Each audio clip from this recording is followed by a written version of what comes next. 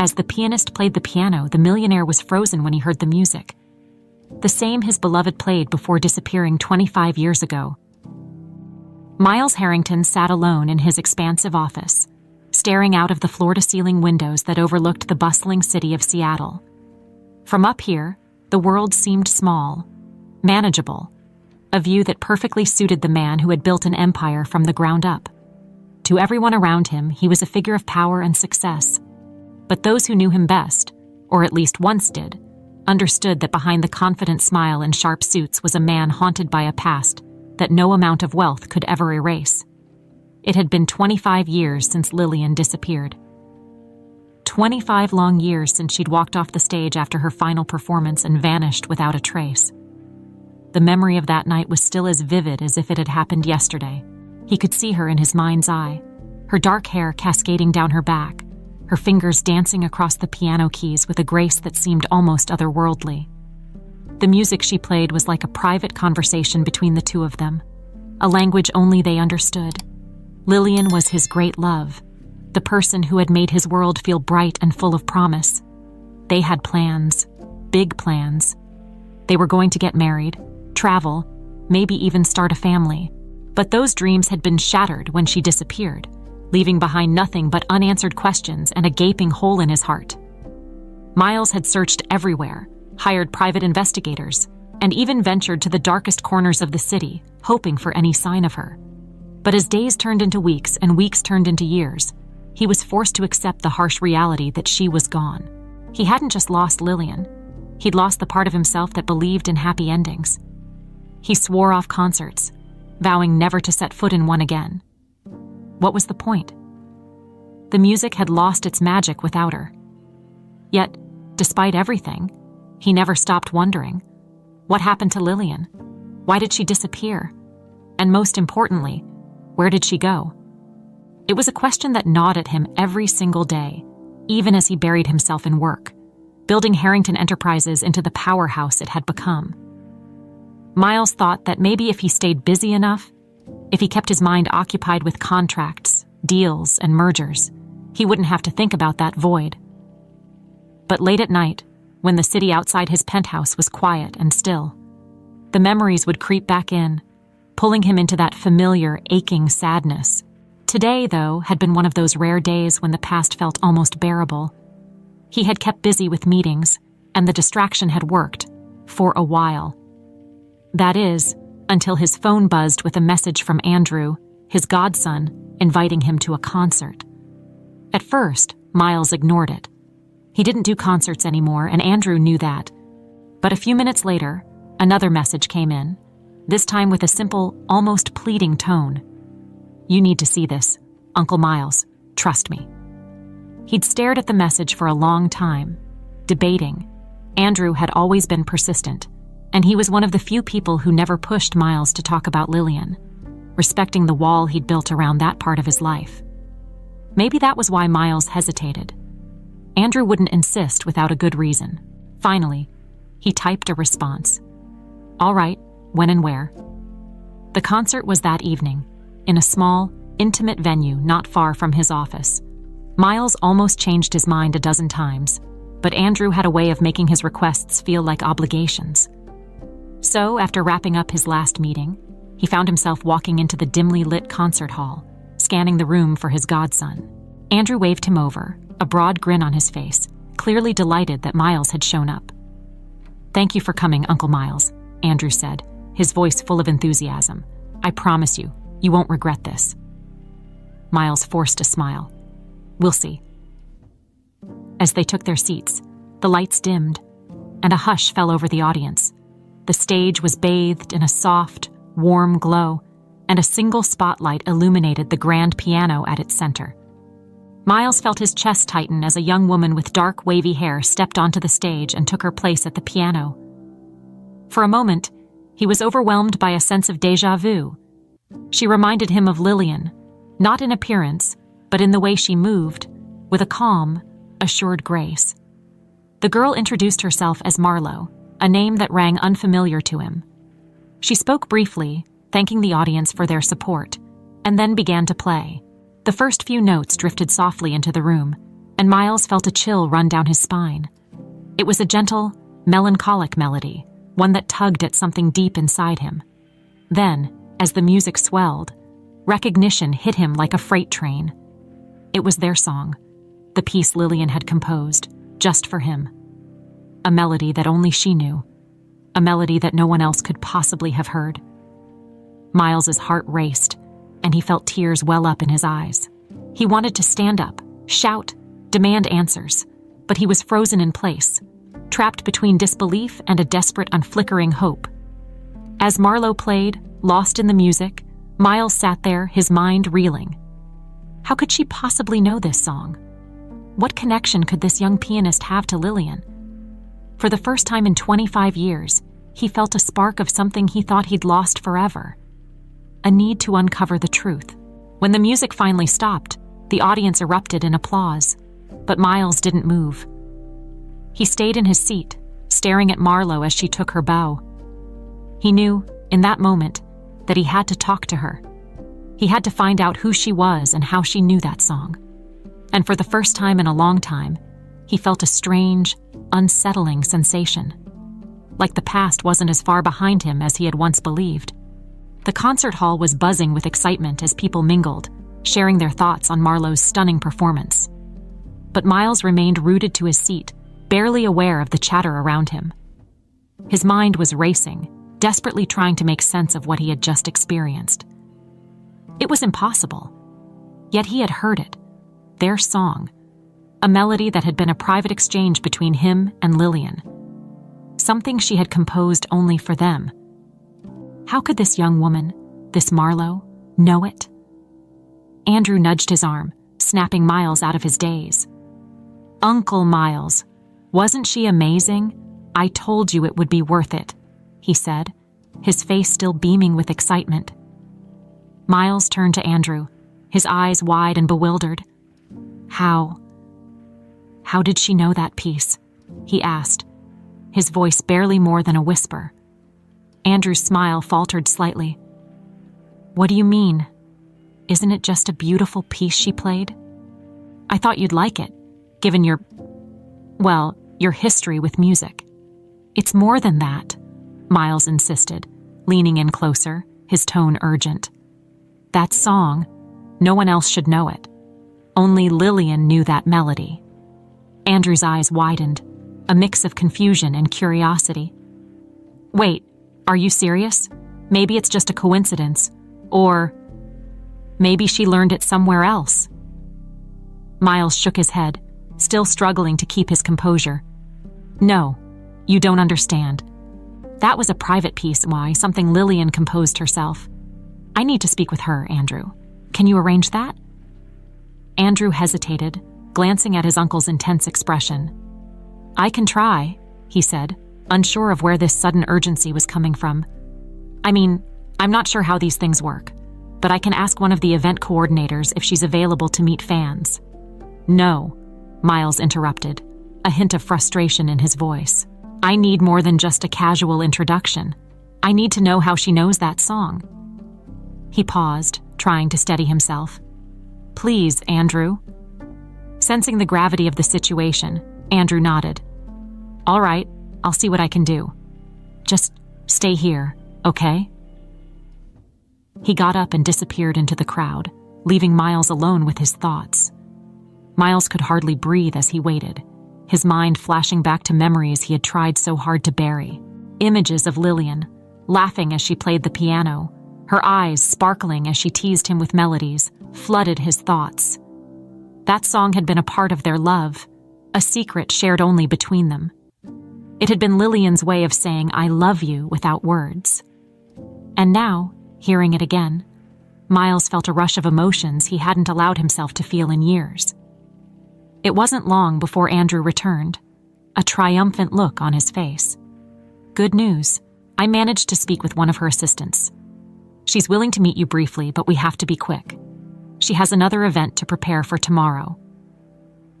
Miles felt a mix of relief and anxiety. He hadn't expected things to move so quickly, but he wasn't going to let the opportunity slip away. "Where is she?" he asked, already getting to his feet. "Follow me," Andrew said, leading the way through a side door that took them to a quieter part of the venue.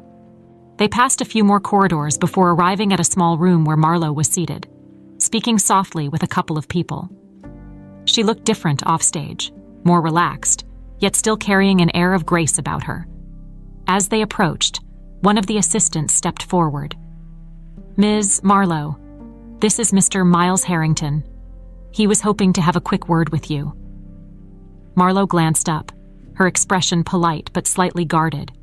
"Of course," she said, offering a warm, professional smile.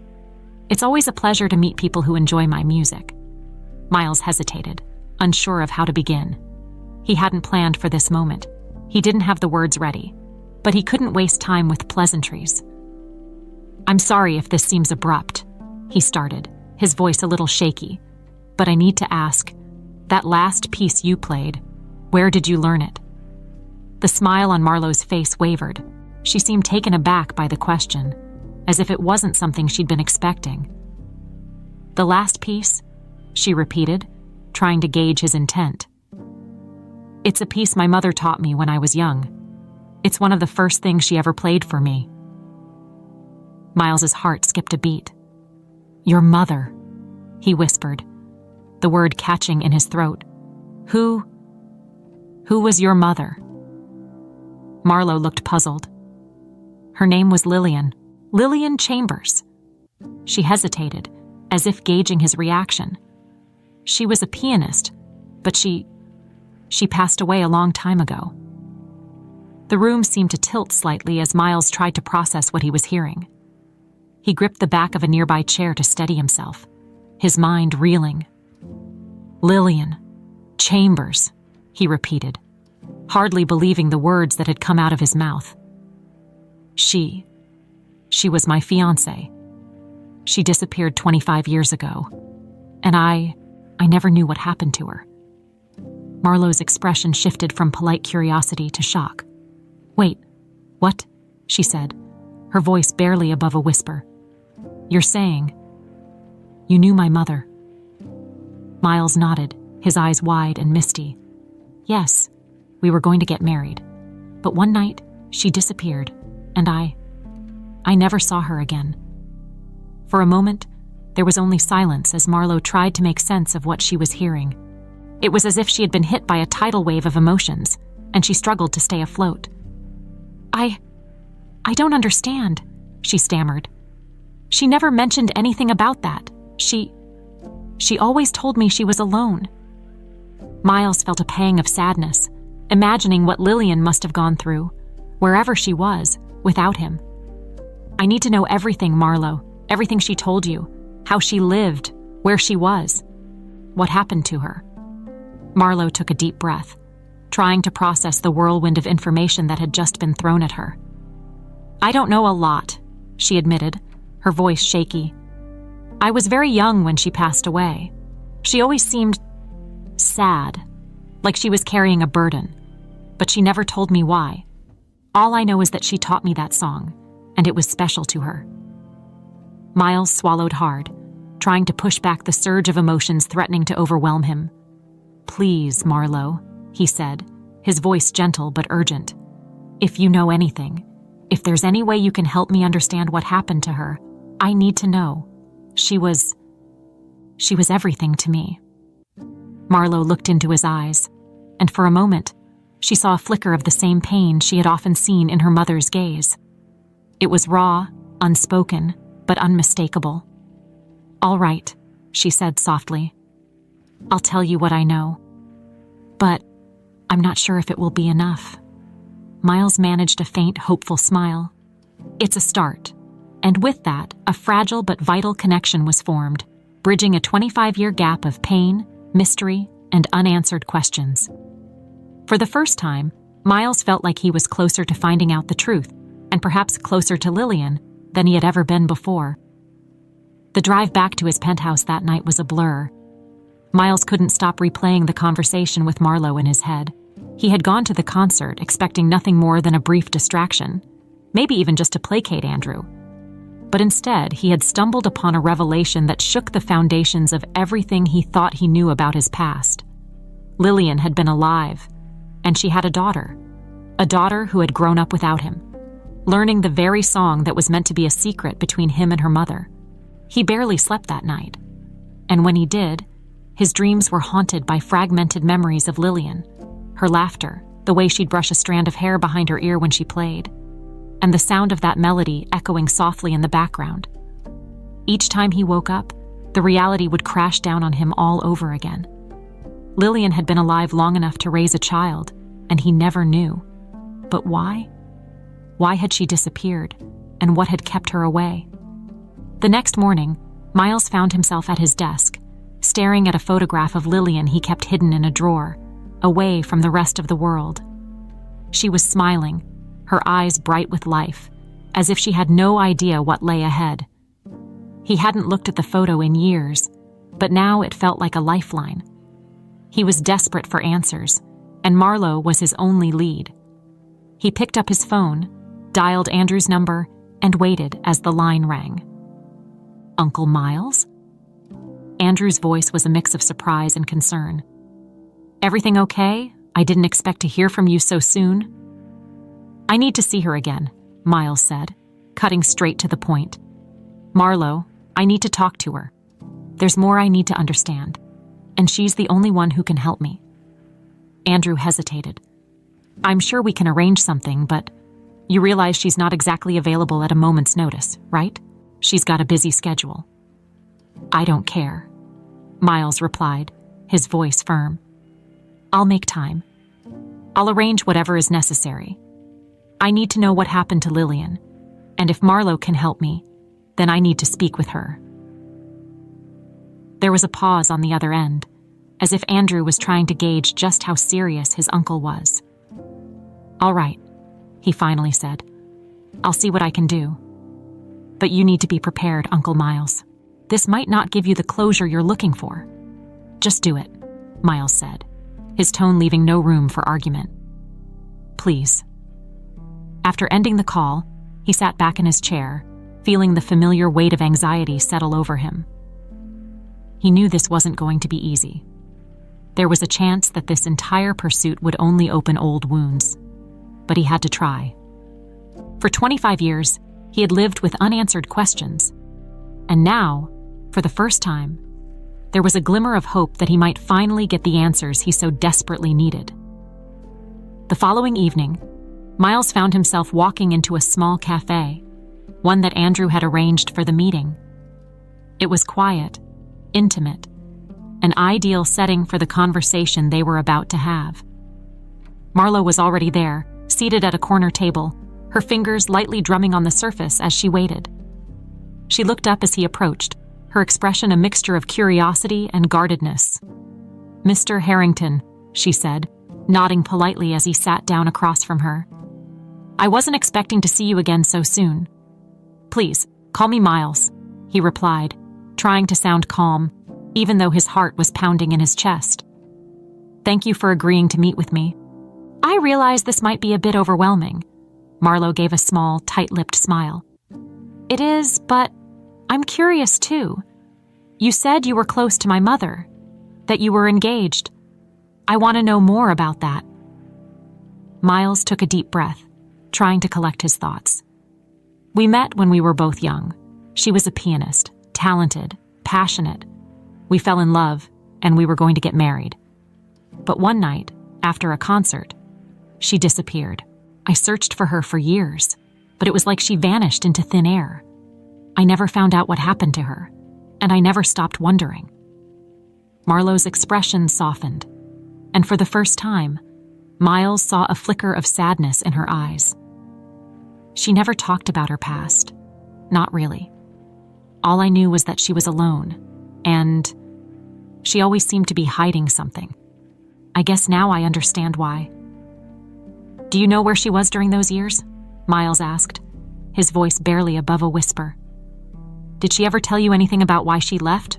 Or where she went?" Marlo shook her head slowly. "No, she never talked about it. I remember asking her once when I was little, but she just said it was a long story and that it was better if I didn't know." She paused, then added, but she always looked so sad when she said it. Miles's heart ached at the thought. He could picture it, Lillian, trying to protect her daughter from whatever pain she had endured, even if it meant keeping secrets. Did she keep anything? Letters, photographs, anything that might help us understand. Marlo thought for a moment, then nodded. There was a box. She kept it in her room, and she always told me not to touch it. After she passed, I looked inside, but there wasn't much. Just a few old photographs and a letter I couldn't make sense of. It was odd. Can I see it? Miles asked, his tone almost pleading. I know this is a lot to ask, but if there's any chance it could help me understand what happened, I need to see it. Marlo hesitated, her eyes searching his, as if trying to decide whether she could trust him. Finally, she nodded. All right, I'll bring it to you, but I'm not promising it will give you the answers you're looking for. My mother, she was complicated. I loved her, but I never really understood her. Miles nodded, grateful for even this small concession. Thank you, he said softly. I don't know what I'll find, but it means a lot that you're willing to share this with me. As they finished their conversation, Miles felt a strange mix of anticipation and dread. Whatever was in that box could change everything, or it could lead to more questions, more confusion. But one thing was clear. He was closer now to understanding the truth than he had been in over 2 decades.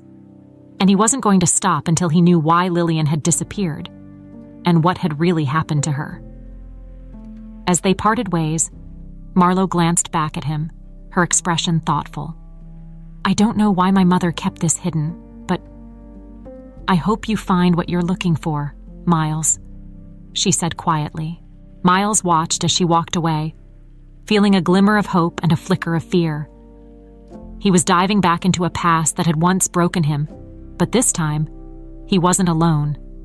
And for the first time in years, he allowed himself to believe that maybe, just maybe, there was still a chance for closure and for peace. Miles spent the next few days in a state of restless anticipation, checking his phone every few minutes, hoping for a message from Marlo. He had given her his number at the cafe, and she had promised to let him know when she found the box with her mother's belongings. But now, as he waited, he found himself wrestling with a mix of emotions he hadn't felt in years: hope, fear, and an aching sadness that he thought he had managed to bury deep within. He didn't tell anyone about what was happening, not even Andrew. It was too delicate, too raw. He was afraid that if he spoke about it, it might all disappear, like waking from a dream. Instead, he threw himself into work, attending meetings and reviewing contracts. But even the usual comfort of routine didn't offer much solace. All he could think about was Lillian and the mystery that had haunted him for a quarter of a century. Then, late one evening, as he was finishing up in his office, his phone buzzed with a new message. His heart skipped a beat when he saw Marlo's name on the screen. I found the box. Can you meet tomorrow? Miles immediately replied, yes. Name the time and place. They agreed to meet at a small cafe near Marlo's apartment. It was a quiet spot, out of the way, where they could talk without interruption. The next day, Miles arrived early, unable to contain his anxiety. He ordered a coffee, but barely touched it, his eyes fixed on the entrance, waiting for her to walk through the door. When Marlo arrived, she was carrying a small, weathered box, about the size of a shoebox, under her arm. She looked different today, less like a performer and more like a young woman who had just uncovered a part of her past she didn't quite understand. As she approached the table, Miles stood up to greet her, offering a tentative smile. I hope this is okay, Marlo said, setting the box down gently on the table. I wasn't sure if I should even bring it, but I guess I want to understand too. Miles nodded, his eyes fixed on the box. Thank you. I can't tell you how much this means to me. Marlo sat down and took a deep breath, as if steeling herself. Before you open it, I need to say something, she began, her voice calm but firm. I don't know what you're expecting to find, but my mom, she was always very private. She never talked about her past, and I never pushed her. So whatever is in there, it might not give you the answers you're looking for. I understand, Miles said softly. But even if it doesn't, I need to try. For my own peace of mind. She nodded, and with a slight hesitation, pushed the box towards him. Miles's hands trembled slightly as he lifted the lid, revealing its contents. Inside, he found a few old photographs, a delicate silver locket, and a bundle of letters tied together with a faded ribbon. There was also a small, handwritten note on top, addressed to Marlowe. He picked up one of the photographs and felt his breath catch in his throat. It was Lillian, younger and smiling, sitting at a piano. The image was grainy and faded, but there was no mistaking her. Seeing her face after all these years felt like a punch to the gut. It brought back a flood of memories, good and bad, that he hadn't allowed himself to think about in so long. Marlowe watched him closely, her expression a mix of curiosity and caution. "That was taken before I was born," she said softly. "I don't know who took it, but it was always in the box." Miles carefully set the photograph aside and picked up the locket, opening it to reveal a tiny, faded picture of himself on one side and a small lock of hair on the other. He felt a wave of emotion wash over him, and for a moment, he had to close his eyes to keep from tearing up.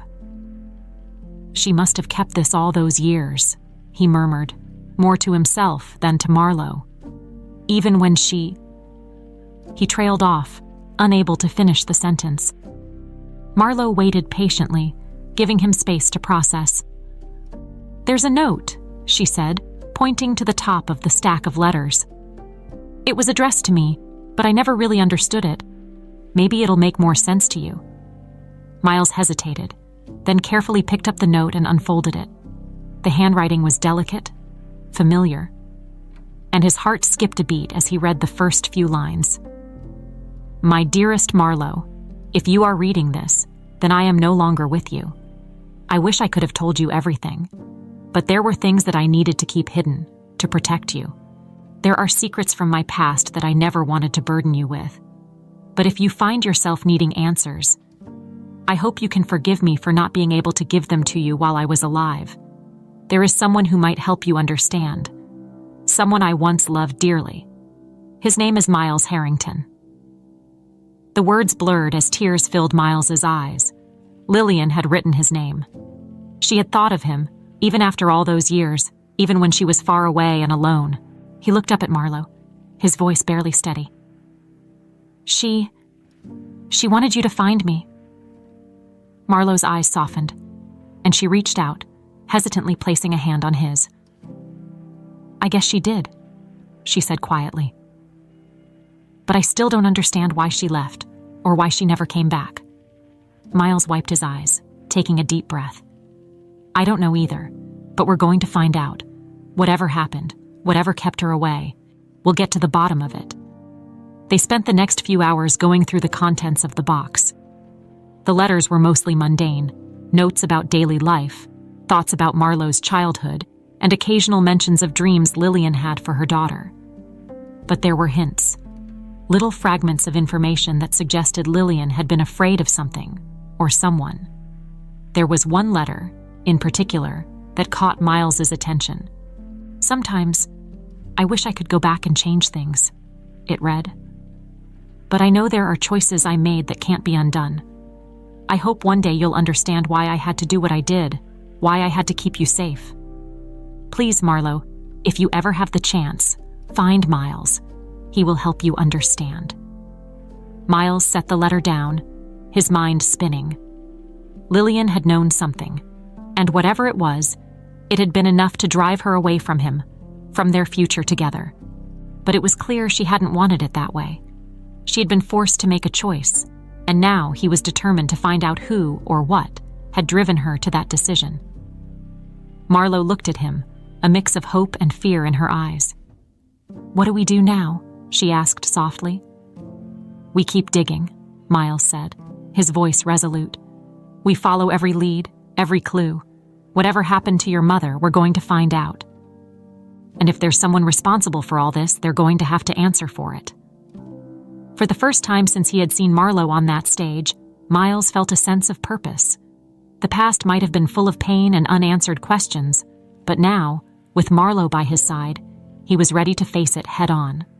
Together, they would uncover the truth, no matter how deep they had to dig or how painful the answers might be. In the days that followed, Miles and Marlo began their investigation in earnest.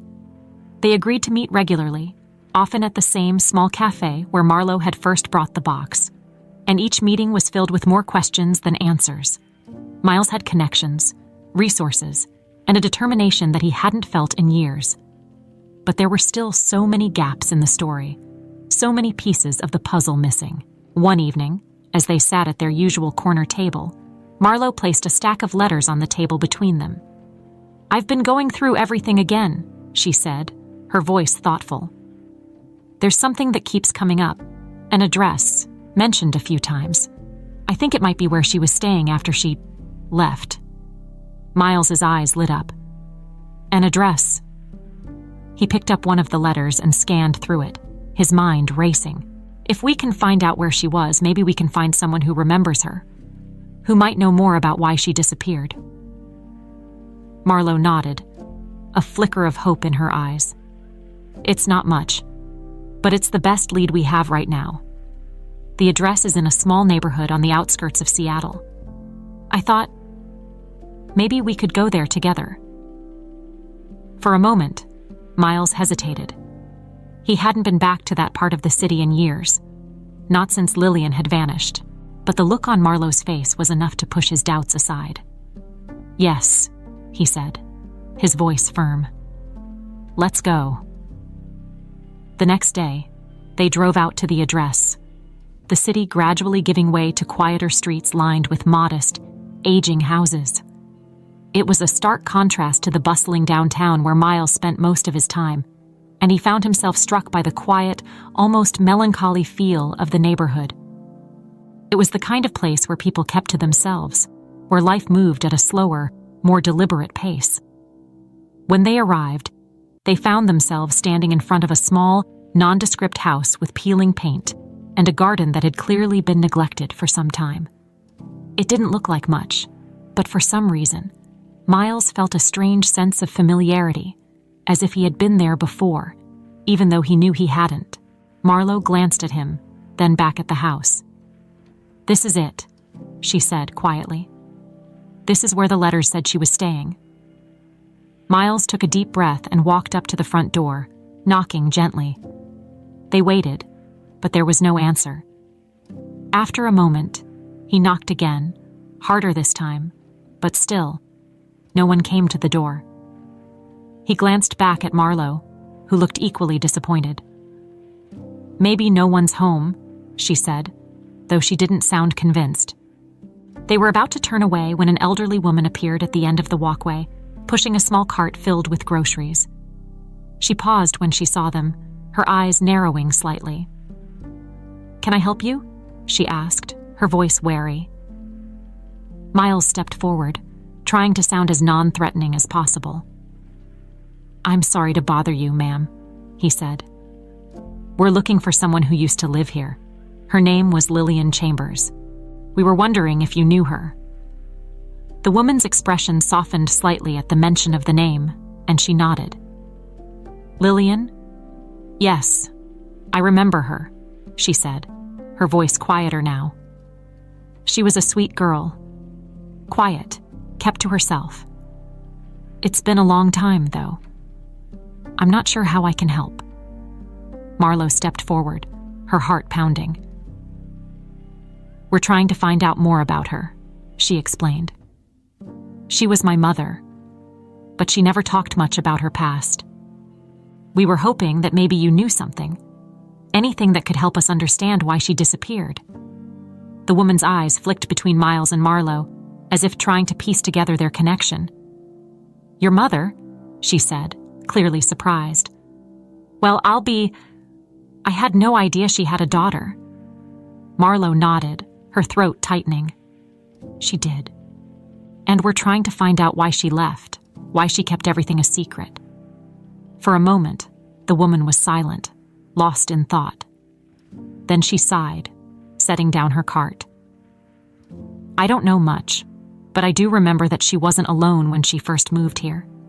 She had a friend, a man who visited her often. They seemed close." Miles's heart skipped a beat. "A man?" he repeated, his voice barely steady. "Do you remember what he looked like?" The woman hesitated, as if unsure how much she should reveal. "Tall, dark hair, always well-dressed. He drove a fancy car, which stood out around here. I thought they were together, but it was clear that there was something off. Sometimes they argued, but they kept it quiet. Lillian was always so kind, but she seemed scared of him, I think." Marlowe's mind was spinning. "Do you remember his name?" The woman shook her head. "No, I'm sorry. She never mentioned his name to me, and he didn't come around much after the first few months." She glanced at the house, then back at them. "If you're really trying to find out what happened to her, you might want to ask the landlord. He's lived here forever, and he might remember more than I do. His name's Mr. Sanders, and he runs a little store down the street." Miles felt a surge of hope.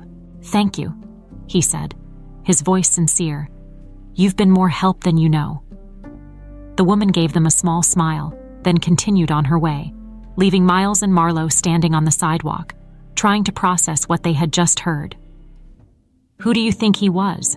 Marlowe asked, her voice barely above a whisper. "The man she was with." "I don't know," Miles replied, though he had a sinking feeling in his gut. But if she was scared of him, then he might have had something to do with why she disappeared. "We need to find this Mr. Sanders and see what he knows." They found the store easily enough, a small, cluttered shop tucked between a laundromat and a cafe. An old bell above the door jingled as they walked in, and they were greeted by the sight of shelves crammed with everything from canned goods to gardening tools. Behind the counter stood an older man, his glasses perched precariously on the edge of his nose as he flipped through a newspaper. "Good afternoon," he said without looking up. "Can I help you find something?" Miles stepped forward, his heart pounding. "Are you Mr. Sanders?" he asked. The man looked up, blinking in surprise. "Yes, I am. What can I do for you?" "We're trying to find out more about a woman who used to live in one of your properties," Miles explained. "Her name was Lillian Chambers." Mr. Sanders' expression changed, a flicker of recognition passing across his face. "Lillian, huh? Haven't heard that name in a long time," he said slowly. "What's your interest in her?" "She was my mother," Marlowe said, stepping forward. "And she was supposed to marry him," she added, nodding towards Miles. "We're trying to find out what happened to her." The old man studied them for a moment, then nodded. "I remember Lillian. Sweet girl, but troubled. She had a lot going on, and not all of it was good." He leaned in closer, lowering his voice. "There were some shady characters around her, but there was one man in particular who stood out." Miles felt his heart sink. "Do you know who he was?" Mr. Sanders hesitated, then finally said, "I never got his full name, but he went by Thomas." The name hit Miles like a punch to the gut. Thomas, his brother. The one person he never would have suspected to be involved. Miles felt the world tilt beneath him, a realization dawning that changed everything. For all these years, he had been searching for answers. And now, he was faced with a truth he wasn't sure he could handle. Miles stumbled back a step, as if he'd been physically struck. He could barely process what Mr. Sanders had just said. Thomas, his brother. The name rang in his ears, echoing like a terrible refrain. It didn't make sense, it couldn't make sense. But there it was, hanging in the air, undeniable and chilling. Marlowe noticed the sudden change in Miles's demeanor and gently touched his arm. "Miles, are you okay?" she asked, her voice soft but filled with concern. She didn't understand why the name seemed to have such a profound effect on him, but she could tell it was something serious. Miles took a deep breath, trying to steady himself. "Thomas," he repeated, almost in a whisper. "That's my brother's name." Marlowe's eyes widened in shock. "Your brother?" She took a step back, her mind racing to connect the dots. "Are you saying—" "I don't know what I'm saying," Miles interrupted, shaking his head as if trying to clear it. "It can't be him. Thomas. He wouldn't." But even as he said the words, doubt crept into his mind. He had always seen Thomas as the charming, dependable younger brother, the one who could smooth over any situation with a smile and a well-timed joke. But that charm had often masked something colder, a sharp edge that Miles had chosen to ignore over the years. Could it be possible that Thomas had been hiding something much darker all along? Mr. Sanders watched their exchange, his brow furrowed. "I take it this is news to you," he said slowly. "I'm sorry if I've brought up something painful, but if you're looking for the truth, you need to know all the pieces." Miles turned back to the older man, his expression a mixture of desperation and determination. "You're sure it was Thomas?" he asked, his voice low. "There's no chance you're mistaken." "I'm sure," Mr. Sanders said, nodding firmly. "He was here more than once. He didn't exactly make friends with the neighbors, but he made it clear that he was involved in Lillian's life. I remember wondering why she put up with him, but it wasn't my business to ask." "What do you mean by involved?" Marlowe asked, her tone cautious. "Did he ever threaten her? Did he say or do anything that might explain why she disappeared?" Mr. Sanders hesitated, glancing around the store as if to make sure no one else was listening. "I didn't see anything firsthand, but there were rumors. People said he was trying to control her, keeping her isolated. There was talk of money, too, and not the kind of money you keep in a savings account. I don't know how much of it was true, but it was clear that Lillian wasn't happy." Miles's mind was spinning, trying to piece everything together. The idea that his own brother might have been manipulating Lillian, controlling her, was almost too much to bear. But if it was true, it explained so much. The suddenness of her disappearance, the lack of any real clues, the way all of his efforts to find her had come up empty. If Thomas had been behind it, he would have known exactly how to cover his tracks. Marlowe, sensing the turmoil in Miles, stepped in. "Mr. Sanders, do you remember when this was happening? Around what time?" "It was a while ago, but I'd say 25 years, give or take. Right around when she vanished," he said, rubbing his chin thoughtfully. "I remember because it was the talk of the neighborhood for a while. And then one day, she was just gone." Miles clenched his fists, a fresh wave of anger surging through him. Why didn't anyone say anything? Why didn't someone call the police or try to help her? The old man gave him a sad, knowing look. People like to mind their own business. Besides, Lillian never asked for help. And Thomas, he was persuasive.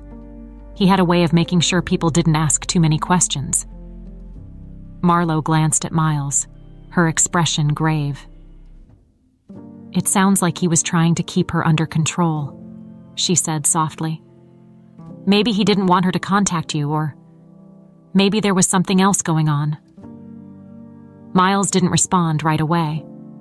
His mind was racing, filled with 1,000 questions and no clear answers. He needed to confront Thomas, to get to the bottom of this once and for all. But at the same time, he feared what he might discover.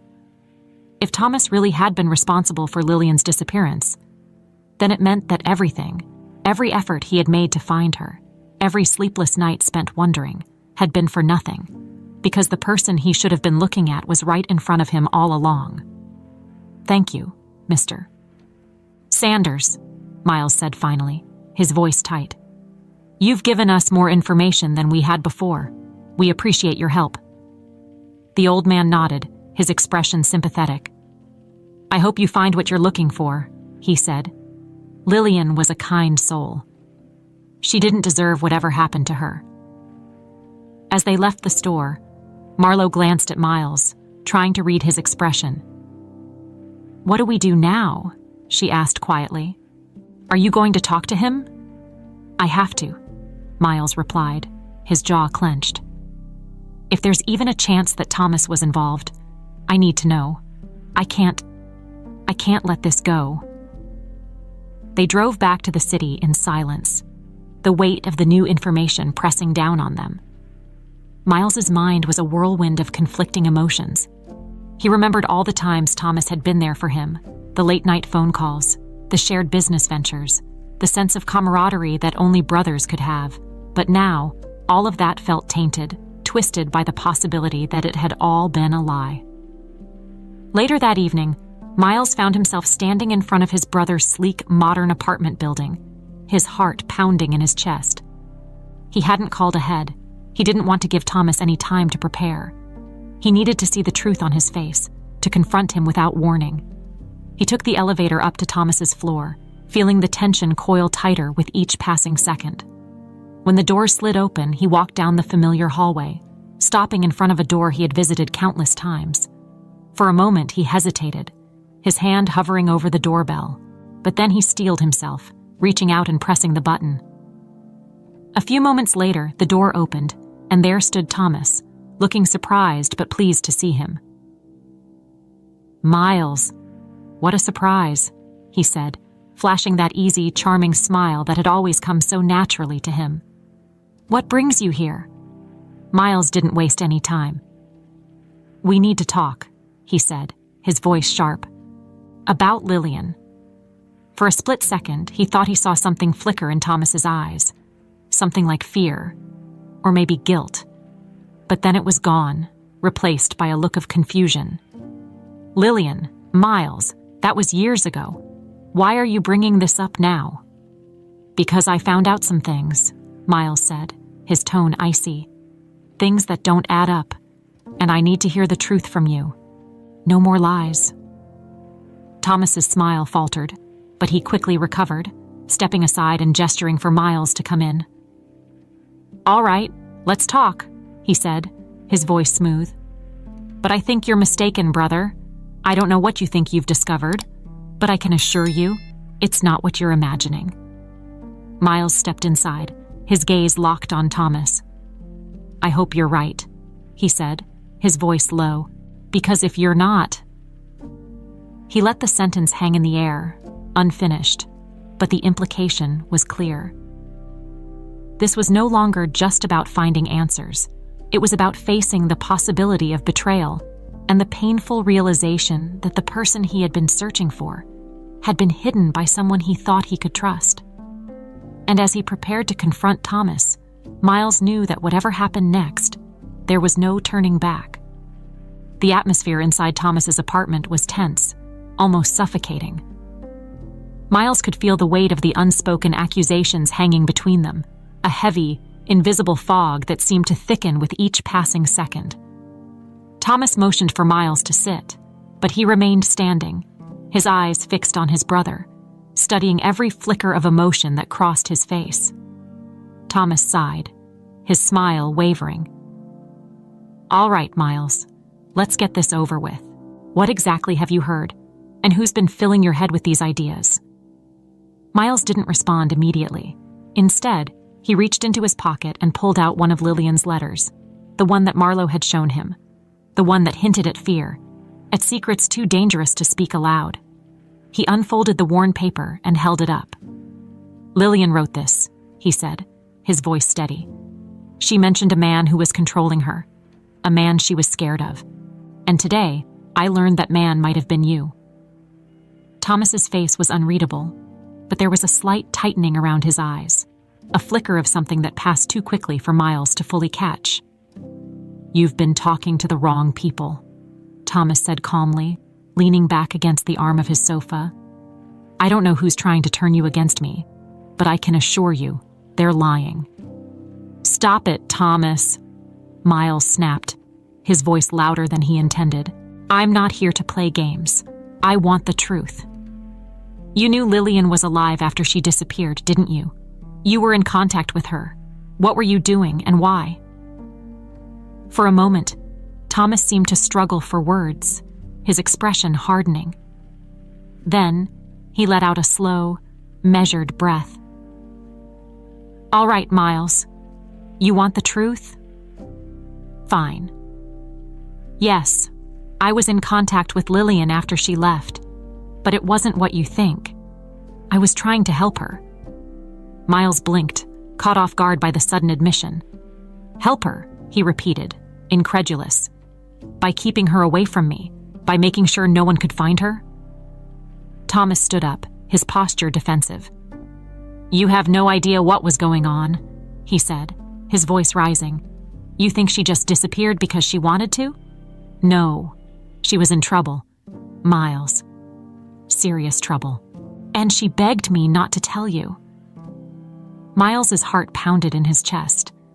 He felt like he was on the edge of some terrible revelation, something he both desperately wanted and feared to hear.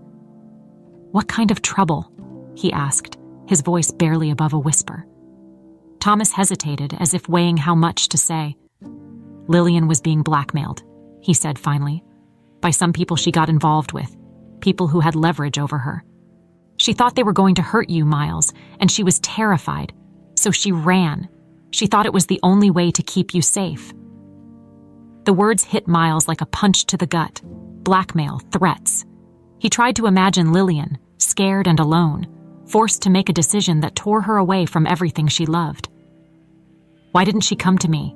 he asked, his voice breaking. "Why didn't she tell me what was happening?" "Because she didn't think you could protect her," Thomas said bluntly. "She thought if you knew, you'd try to fight them, and you'd end up getting hurt. She was trying to protect you, Miles, even if it meant sacrificing everything." Miles felt a pang of pain and anger. "And you? What were you doing in all of this? Just watching from the sidelines?" "I was trying to keep her safe," Thomas shot back, his own frustration boiling over. "I made sure those people stayed away from her. I helped her find a place to stay, gave her money, and tried to keep her hidden. I did everything I could, but she wasn't happy. She was scared, and she never stopped thinking about you." Miles felt the room spinning, his mind struggling to make sense of it all. "You should have told me," he said, his voice shaking. "I could have helped her. We could have figured it out together." Thomas's eyes darkened. "You're not listening, Miles. She didn't want your help.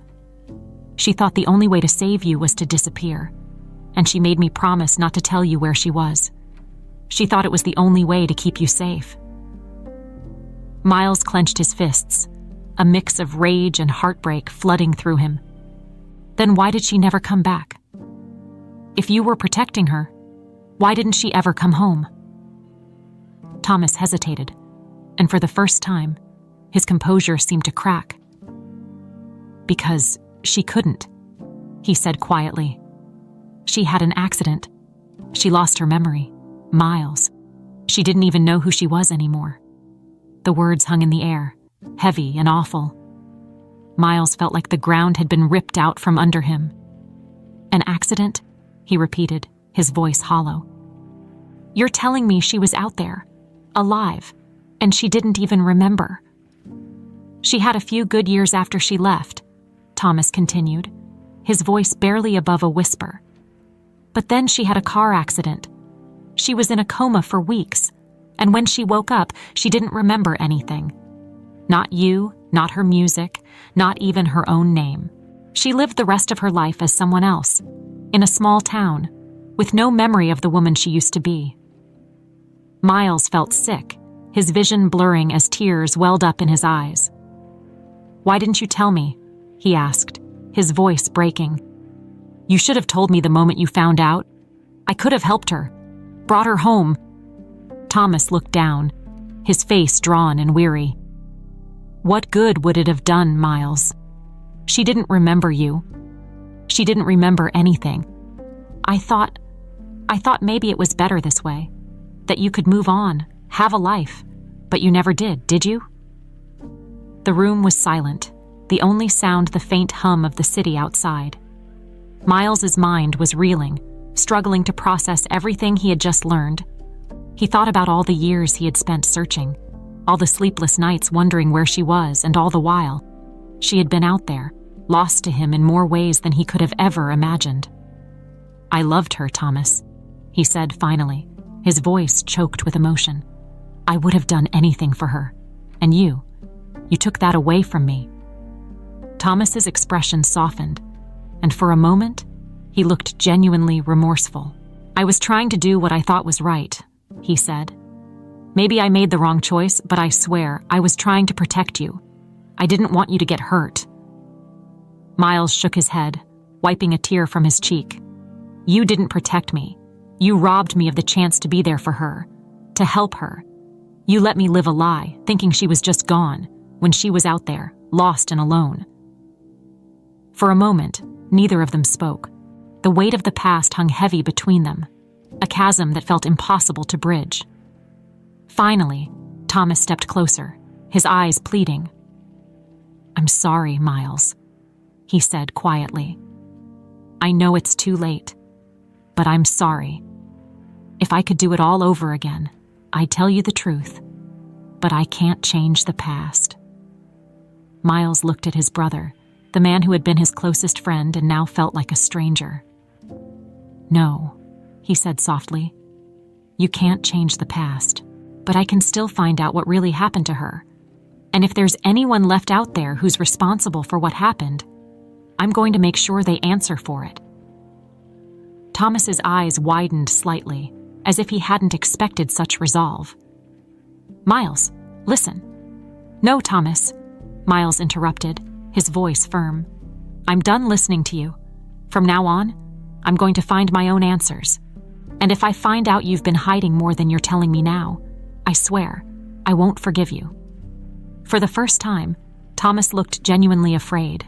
"Miles, please." But Miles didn't want to hear it.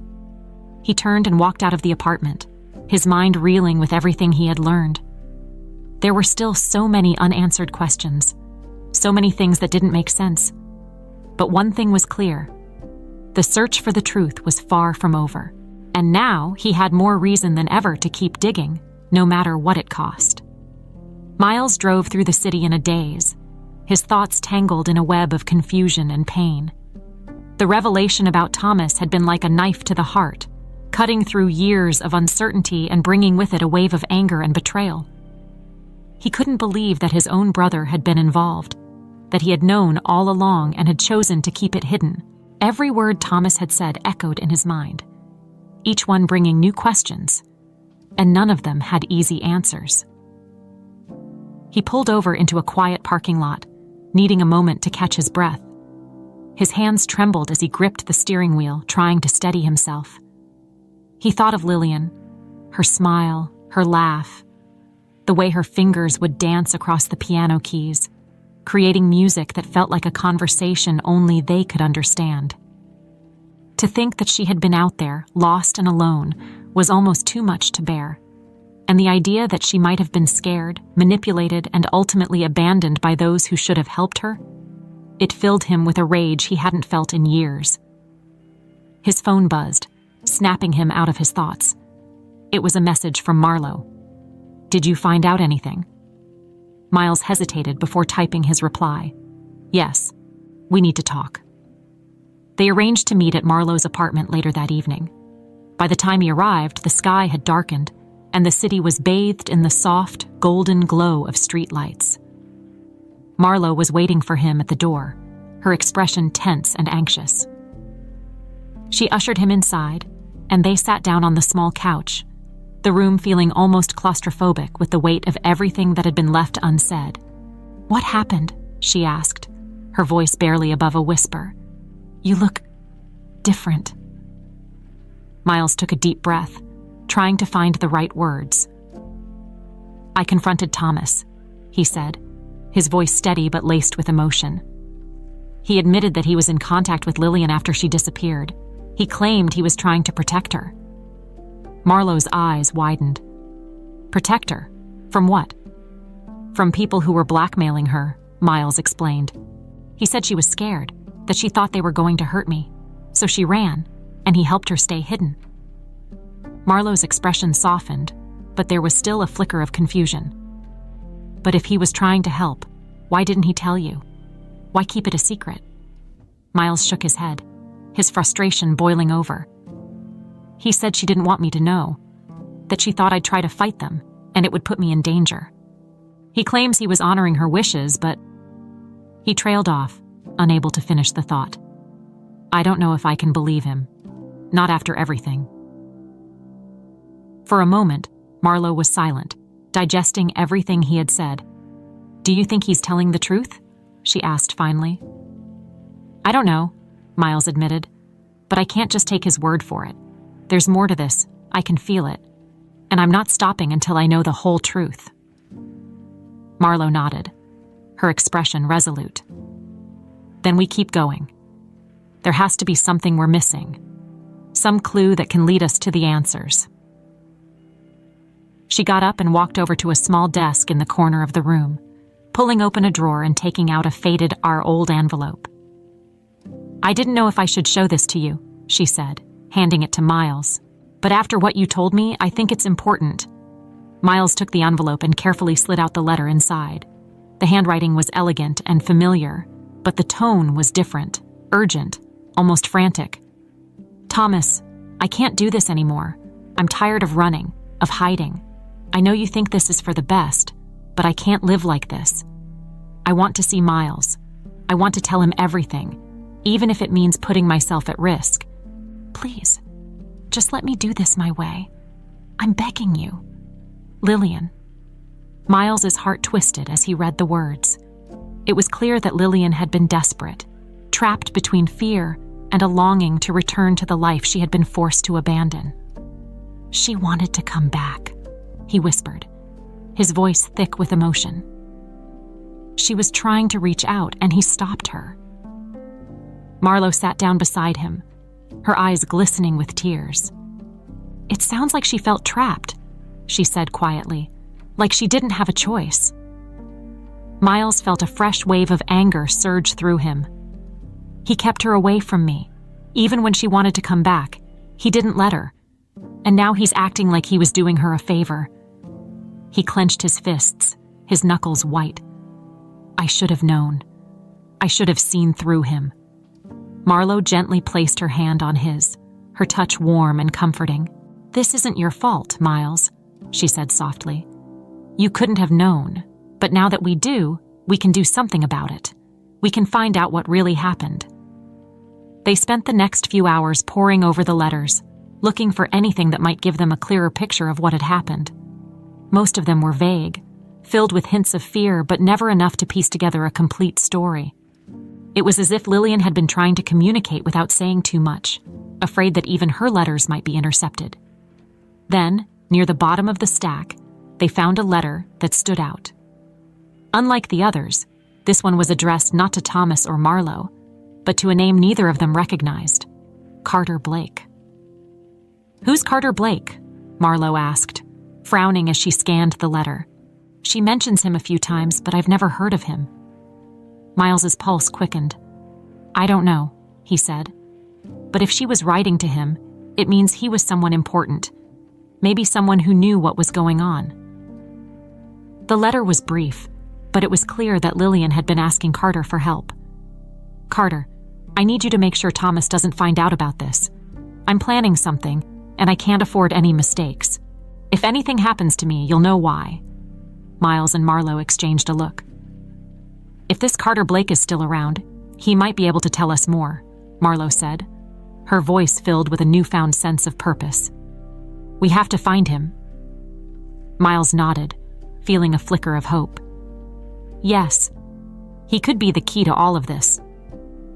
He took out his phone and began searching for the name, hoping to find something, anything, that could lead them to this mysterious man.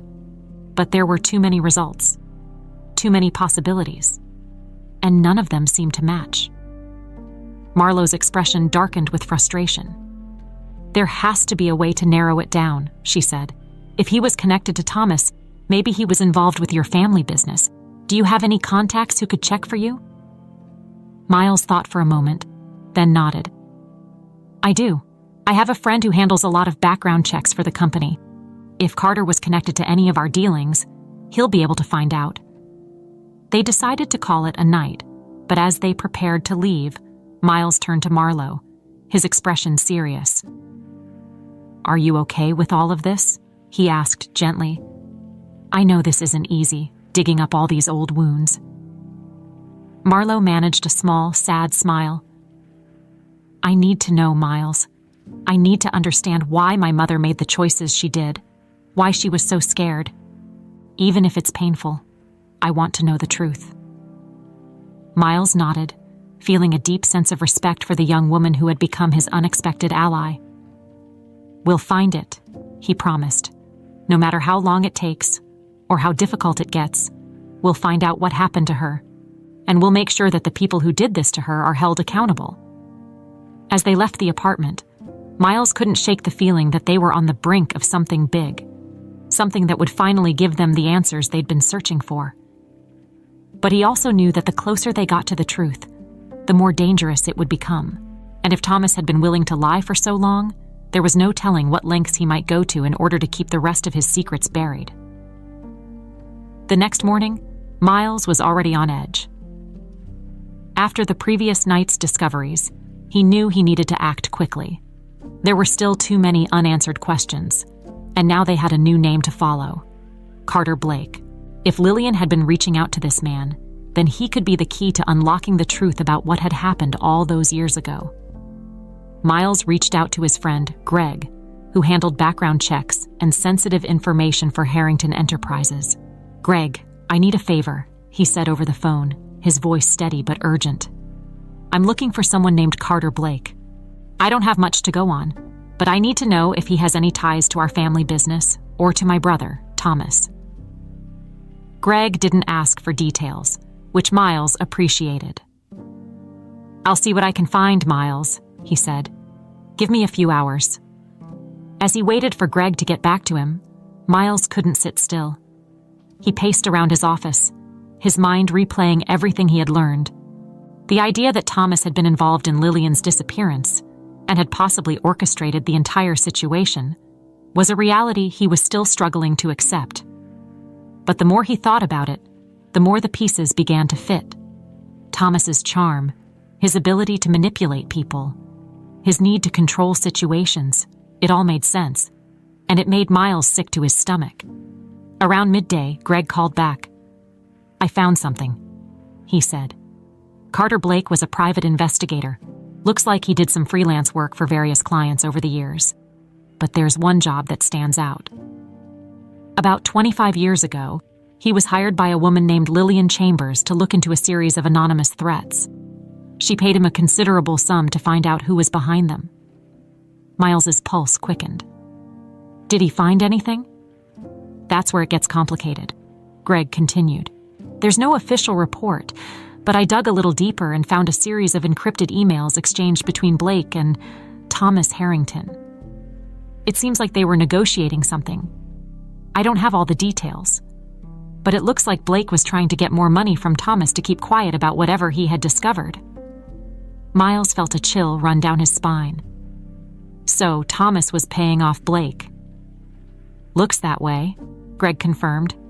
If Blake had information that could have exposed Thomas's involvement, it would make sense that he'd try to keep him quiet.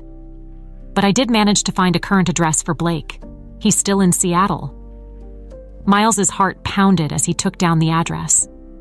"Thank you, Greg. I owe you one." He hung up the phone and immediately dialed Marlo, his hands shaking slightly. "I found him," he said as soon as she picked up. "Carter Blake. I'm going to see him today." "I'm coming with you," Marlo said without hesitation. Miles hesitated, knowing that things were becoming more dangerous. "Marlo, I don't know what we're walking into. This could be—" "I'm coming," she repeated, her voice firm. "This is about my mother, too. I have to be there." Miles couldn't argue with that. "All right, I'll pick you up in an hour."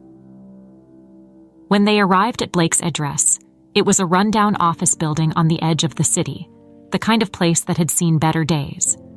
The windows were grimy, and the paint was peeling. But Miles felt a strange sense of anticipation as they walked up the narrow staircase to the second floor. They found the door marked C. Blake, Investigations, and knocked. A gruff voice called out from inside, "It's open." They stepped into a dimly lit office, where a man in his late 50s sat behind a cluttered desk. He was tall, with graying hair and a rough, weathered look that suggested he had seen his fair share of trouble. He glanced up, his eyes narrowing as he took in the sight of them. "Can I help you?" Miles didn't waste time. "My name is Miles Harrington, and this is Marlo Chambers. We're here to ask you about Lillian Chambers and the work you did for her 25 years ago." Blake's expression changed slightly, a flicker of recognition in his eyes. "Lillian," he muttered, almost to himself. "I figured it was only a matter of time before someone came looking for answers." He leaned back in his chair, studying them both. "But I'm guessing you're not here just out of curiosity. What do you want to know?" Miles stepped forward, his gaze unflinching. "We know that you were hired by Lillian to investigate threats she was receiving. We also know you had dealings with my brother, Thomas. We want to know what happened." Blake let out a low, humorless laugh. "Thomas Harrington. Now there's a name I haven't heard in a while." He reached for a cigarette, lighting it with a flick of his lighter. "You're opening up a can of worms, you know that. But all right, I'll tell you what I know. I'm not protecting him anymore." He took a drag of his cigarette, exhaling a cloud of smoke. "Lillian came to me because she was scared. She was getting anonymous threats, someone trying to blackmail her. She thought it was about money at first, but it became clear it was more than that. She was convinced whoever was behind it was connected to your family, so she hired me to find out." Miles's jaw tightened. "And what did you find?" Blake glanced at Marlo, then back at Miles, his eyes cold. "I found out your brother was behind it all. He was trying to make her disappear, convince her to leave you. He wanted her out of your life, and he was willing to do whatever it took to make that happen." Marlo gasped, her hand flying to her mouth. "But why?" "Because he saw her as a threat," Blake said simply. "She was digging into some of his business deals, things that didn't exactly hold up under scrutiny. She was planning to tell you, and he couldn't let that happen. So he started pressuring her, making threats, and when that didn't work, he decided to play dirty." Miles felt a sickening sense of realization. The threats, they were from him. Blake nodded. "I confronted him about it, told him I knew what he was doing. That's when he paid me off to keep quiet. He didn't care what it cost. He just wanted her gone. I was supposed to be the one to scare her off, but she was tougher than he expected. She kept pushing, kept digging, and then..." He paused, flicking ash into a tray. "Then she had that accident. I don't know if he had anything to do with it, but it was damn convenient timing." Miles felt like he'd been punched in the gut. "You mean her car accident? The one that caused her to lose her memory?" Blake nodded, his expression grim. "After that, she was gone. No one heard from her again, and your brother made sure it stayed that way. He kept paying me to keep my mouth shut, to make sure no one ever connected the dots. But now, it looks like those secrets are catching up with him." Marlo's eyes were filled with tears, and she turned to Miles, her voice trembling. "He did this. Thomas did this to her." Miles's hands shook with rage. He could hardly believe what he was hearing. "Why didn't you say anything?" he demanded, his voice tight with fury. "You could have helped her. You could have stopped this." Blake's expression darkened. "I'm not proud of it," he said quietly. "But I was in deep, and Thomas made it clear what would happen if I crossed him. He had power, money, and I was trying to survive, but that doesn't make it right." Miles felt like he was drowning in a sea of anger and betrayal. All this time, he had been searching for answers, and the truth had been right there, hidden by the person he had trusted most. "Thank you for telling us," he said, his voice cold. "But if you knew all this, you owe it to Lillian and to Marlo to help us bring him down." Blake took a long drag on his cigarette, considering. "All right," he said finally. "I'll help you. But you need to be careful. Thomas isn't going to roll over and admit to this. He's going to fight. and he's going to play dirty. You better be ready for that."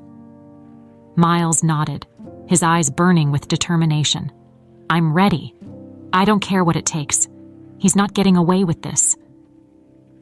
As they left Blake's office, Marlo took Miles's hand, squeezing it tightly. "We'll get justice for her," she said softly. "We'll make sure everyone knows the truth." Miles looked at her, seeing the strength and resilience that had carried her through so much. "Yes," he said, "we will, and this time, no one is going to stop us." As Miles and Marlo left Blake's office, they felt a sense of grim determination settling over them. The truth had finally been laid bare, but with it came a choice that Miles had been dreading. What was he supposed to do now? For years, he had envisioned finding out what had happened to Lillian, imagining some faceless villain responsible for her disappearance. But now he knew that villain had a face he recognized all too well, his own brother's. The drive back to the city was silent. Miles was lost in thought, and Marlo seemed to sense that he needed the space. She kept glancing at him, her face lined with concern, but she didn't say anything. Finally, as they reached the city limits, she spoke. "What are you going to do, Miles?" she asked softly, her voice almost tentative, as if she were afraid of the answer. Miles tightened his grip on the steering wheel, his knuckles white. "I don't know," he admitted. "I want to confront him, make him pay for everything he's done. But he's your brother," Marlo finished for him, "and you don't know if you can do that." Miles nodded, feeling a lump form in his throat. "I can't just let this go. What he did to Lillian, to you, it's unforgivable. But part of me doesn't want to believe it. Part of me still wants to think there's some explanation, something that will make this all make sense." Marlo reached out and placed her hand on his arm, a gentle, reassuring touch. "Sometimes, the truth doesn't make sense," she said quietly. "Sometimes, people do terrible things and there's no good reason for it. But that doesn't mean they shouldn't face the consequences." Miles glanced at her, seeing the pain and strength in her eyes. She had lost so much because of Thomas's actions, but she hadn't let it break her. "You're right," he said, his voice barely above a whisper. "He needs to face what he's done, and I need to be the one to make sure that happens." They drove straight to Thomas's office, a sleek, modern building that stood in stark contrast to the dark secrets Miles now associated with it. As they entered the lobby, the receptionist looked up, surprised to see them. But Miles didn't stop. He marched straight to the elevator, Marlo close behind him, and punched the button for Thomas's floor. The ride up felt like an eternity.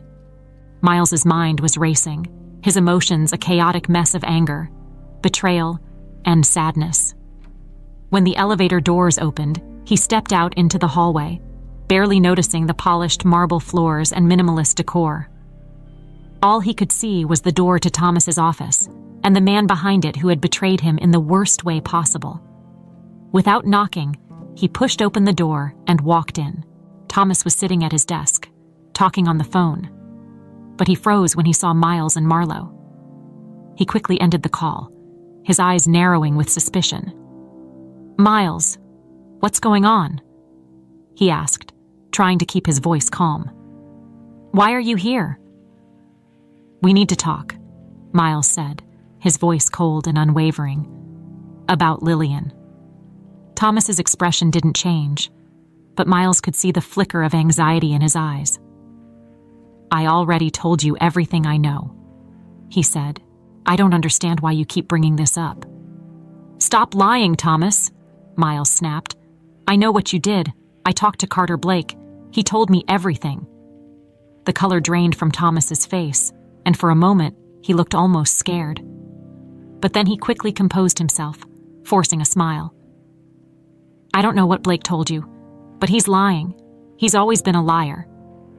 "Don't," Miles said, stepping closer, his eyes burning with fury. "Don't try to twist this. I know you were behind the threats.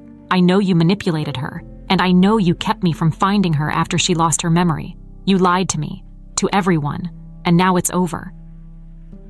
Thomas's smile faded, replaced by a look of cold defiance. "Fine," he said quietly. "Yes, I did it. I did what I had to do. Lillian was a problem, Miles. She was going to ruin everything we built, everything our family worked for. I couldn't let her do that." Miles felt a wave of nausea. "Ruin everything," he repeated, incredulous. "She loved me. She just wanted to be with me, and you—" He had to stop, unable to find the words to express the sheer depth of his disgust. "You destroyed her life. You destroyed my life." Thomas stood up, his eyes flashing with anger.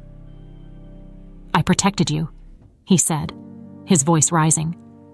"I kept you from getting dragged down into her mess.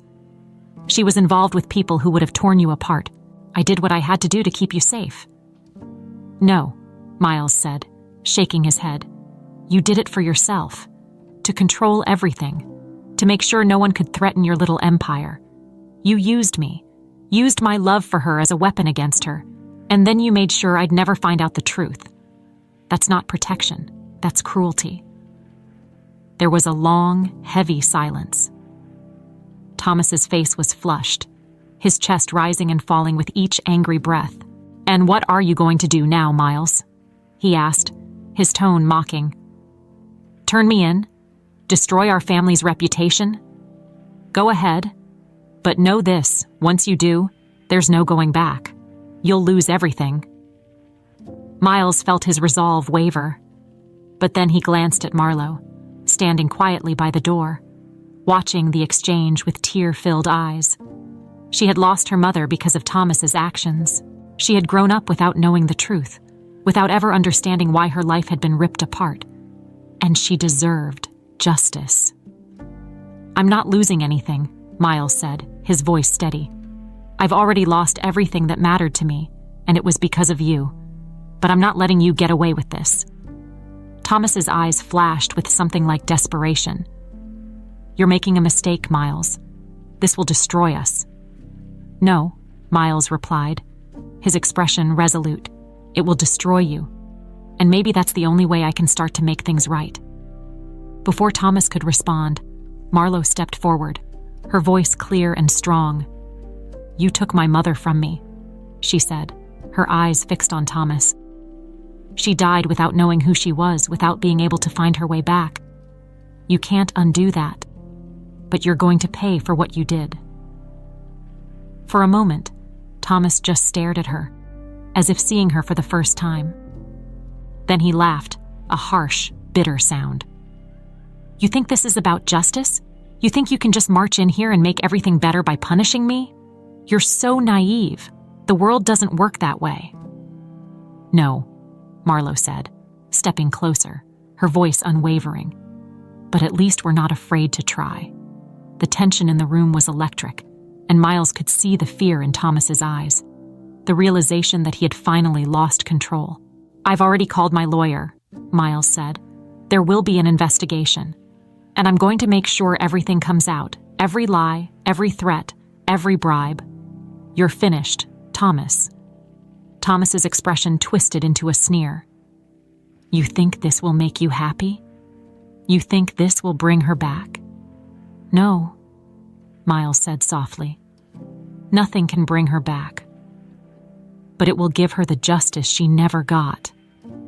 And maybe, just maybe, it will help me find some peace." For a moment, Thomas seemed ready to argue, to fight back. But then he seemed to deflate, his shoulders slumping in defeat. "You always were too sentimental," he muttered. "I thought I was protecting you, but I guess I was just protecting myself." Miles looked at him, seeing not the brother he had once admired, but a stranger who had caused so much pain. "Goodbye, Thomas," he said, his voice final. "I hope, someday, you understand what you did." As he turned to leave, Marlo followed him, her hand slipping into his.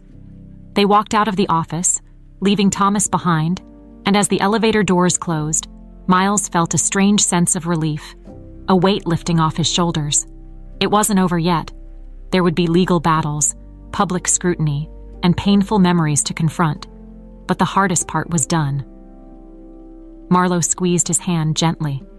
"You did the right thing," she said softly. "And whatever happens next, we'll face it together." Miles looked at her, grateful for her strength and support. "Thank you," he said, "for being here, for helping me find the truth. I couldn't have done it without you." They stepped out into the cool evening air, and for the first time in years, Miles felt like he could breathe again. The road ahead was uncertain, but at least now he knew he was heading in the right direction, and no matter what lay ahead, he was ready to face it, knowing that he was no longer alone. The days following Thomas's confession were a whirlwind of activity. Miles had expected resistance, but the speed with which everything began to unravel was almost dizzying. Once the investigation was initiated, it didn't take long for the truth to come to light. The media caught wind of the scandal, and soon, the Harrington name was plastered across every newspaper and TV screen. But this time, Miles wasn't concerned about the fallout. He was determined to see it through, no matter the cost. As the investigation deepened, more details emerged. Thomas had been involved in shady business deals, using Harrington Enterprises as a front for illicit activities that Lillian had stumbled upon. When she threatened to expose him, he had resorted to blackmail, manipulation, and, ultimately, coercion to keep her silent. The anonymous threats, the orchestrated disappearance, and the cover-up, it was all part of a twisted plan to preserve his power and control. But now, with Miles and Marlo determined to uncover every last secret, Thomas's empire of lies was crumbling. On the day of Thomas's arrest, Miles stood outside the courthouse, watching as his brother was led away in handcuffs. There was a throng of reporters, their cameras flashing, microphones thrust forward as they shouted questions, but Miles barely heard them. He was focused on Thomas, watching as the man who had caused so much pain was finally held accountable. Thomas turned to look at him one last time, his expression a mix of anger, sadness, and something that might have been regret. But Miles didn't flinch.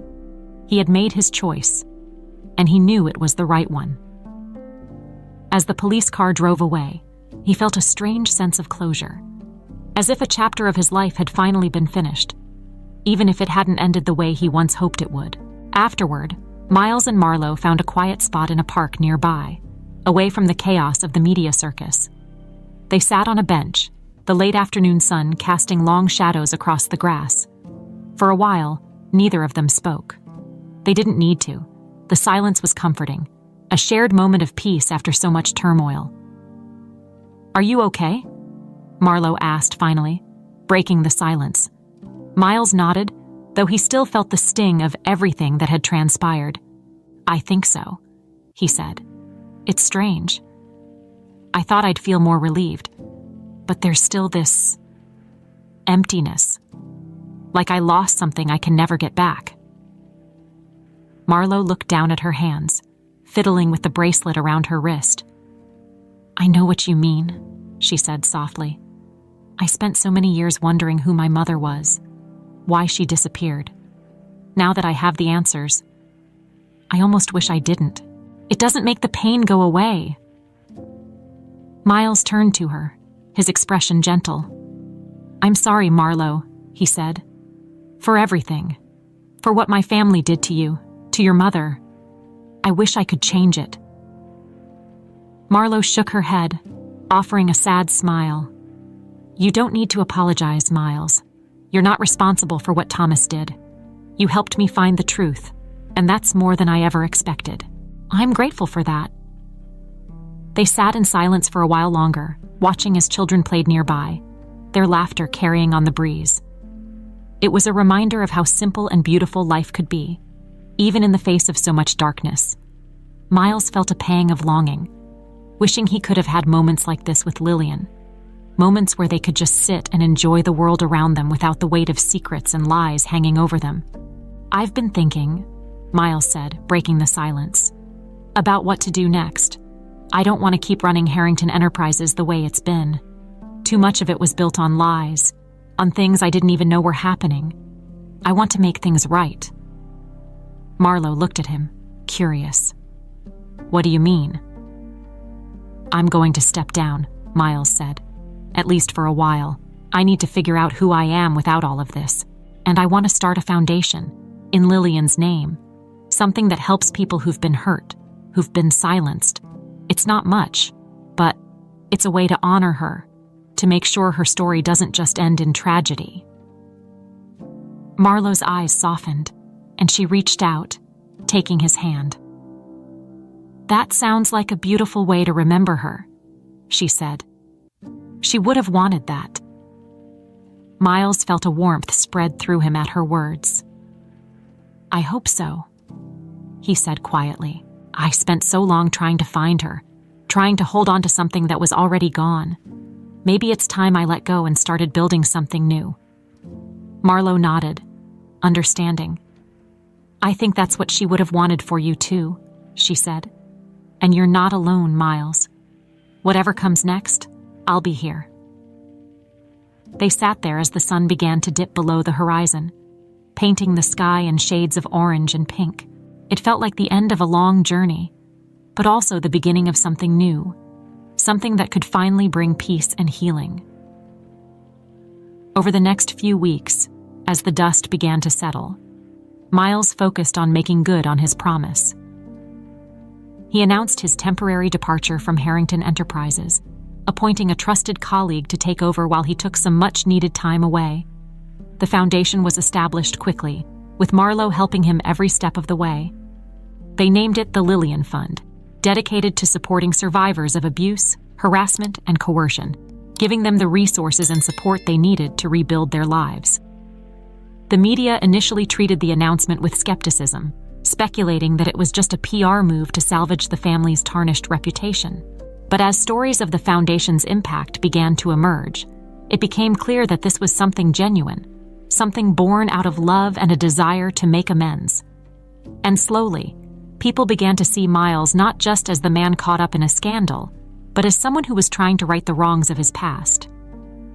One evening, after a long day of meetings and planning, Miles and Marlowe found themselves back at the same cafe where they had first begun their journey. They sat by the window, sipping their drinks, and for the first time in a long time, there was a sense of calm between them. "Do you think it's enough?" Miles asked, staring down at his cup. "Do you think I've done enough to make up for everything?" Marlowe looked at him, her eyes thoughtful. "I don't think it's about making up for the past," she said. "The past it's there, and we can't change it. But we can choose what we do next. And you've chosen to do something good, something that will help people. That's what matters." Miles smiled, a genuine, warm smile that he hadn't felt in years.